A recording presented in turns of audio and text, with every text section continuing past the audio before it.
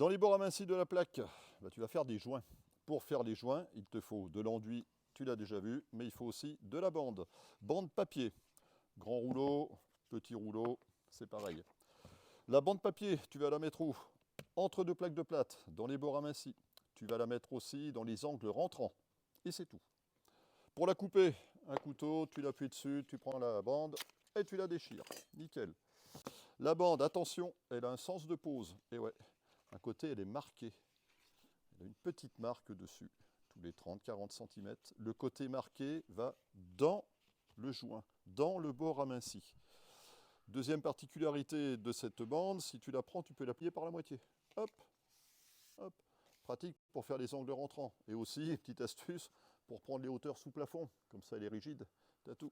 Et puis, tu la regarderas à la lumière. Elle est micro-perforée, ce qui permettra à l'humidité qui sera emprisonnée derrière de sortir à travers.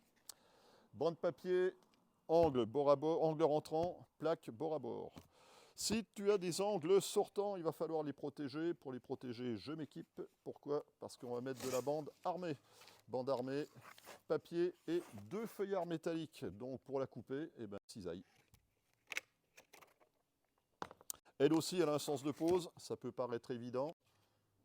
L'angle doit être habillé comme ça. Tu ne dois pas voir les deux feuillards métalliques. Autrement, la mise en œuvre, pareil, de l'enduit dessous, on écrase, et de l'enduit par-dessus. Tu as peut-être entendu parler, vu, on t'a peut-être conseillé la bande grillagée. Bande grillagée, elle n'est jamais, jamais, jamais notée dans les DTU. Donc la bande grillagée, en ce qui nous concerne, son usage est interdit pour la pose de la plaque de plâtre. Aucun test, aucun essai n'ont été faits avec la bande grillagée.